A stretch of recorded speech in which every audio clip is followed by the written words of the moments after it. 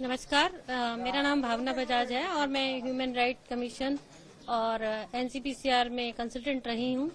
बच्चों के लिए काम करना, महिलाओं के लिए काम करना हम शुरू से ही कर रहे हैं ये काम। तो मैं कम से कम 20 महिलाओं से मिली हूँ, कम से कम 20 महिलाओं से, जो कि 28 साल से लेकर 70 साल की उम्र की महिलाएं हैं।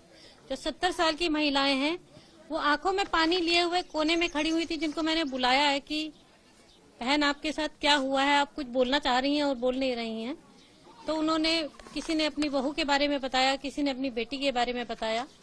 एक जगह पर मैं अकेली गई थी, किसी कैमरा पर्सन को उस समय नहीं ले गई थी, क्योंकि कॉन्फिडेंशियलिटी बहुत जरूरी है महिलाओं की।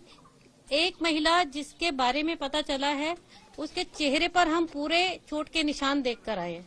4 साल की बच्ची को लेकर वो रात को घर में नहीं आती है, छुप कर रहती है। उसके पति को गांव छोड़ने पर मजबूर होना पड़ा है, वो यहाँ से चला गया है। ये मेरी बिल्कुल विनम्र आप लोगों से प्रार्थना है, किसी भी महिला का अगर आप चेहरा दिखाएं तो उसको ब्लर कीजिए।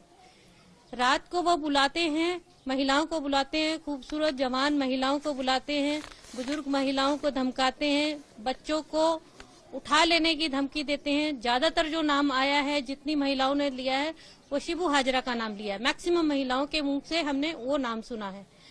वो रात को जब भी उनके पार्टी ऑफिस में लोग आते हैं, वो उनको बुलाते हैं, रात भर रखते हैं। और हमने ये भी पूछा था कि क्या एक से ज्यादा महिलाओं को रखते हैं, तो एक महिला ने बोला जब ये शिकार करते हैं ना, तो किसी एक को चंगुल में लेते हैं, बाकी को भेज देते हैं। और वो महिला को इतना धमका के भेजते हैं, वो ये वर्ड बोलती है कि हमें मनोरंजन करने के लिए बोला गया है। वो बलात्कार, रेप, सेक्सुअल हरासमेंट जैसा शब्द मुंह से ही नहीं निकाल पाती, पर उसके शरीर की चोटें जो हम देख कर आए हैं, जो उसकी आंखों के भाव जो हम देख कर आए हैं, उससे समझ आ रहा है कि उनके साथ कितना विभत्स व्यवहार हो रहा है। और विश्वास नहीं होता कि आजाद देश में ये सब हो रहा है। मतलब ये सब हमने फिल्मों में सुना था, देखा था, पर ऐसा असल में होता है वो नहीं मालूम था। जब भी ये किसी को कंप्लेंट करते हैं, वो बोलती है पुलिस के पास तो हम कंप्लेंट करने जा ही नहीं सकते क्योंकि हमारी सुनता नहीं है। और फिर ये बोल दिया जाता है कि तुम्हारे को जो भी स्कीम मिल रही है, जो भी राशन मिल रहा है, वो सब बंद कर दिया जाएगा।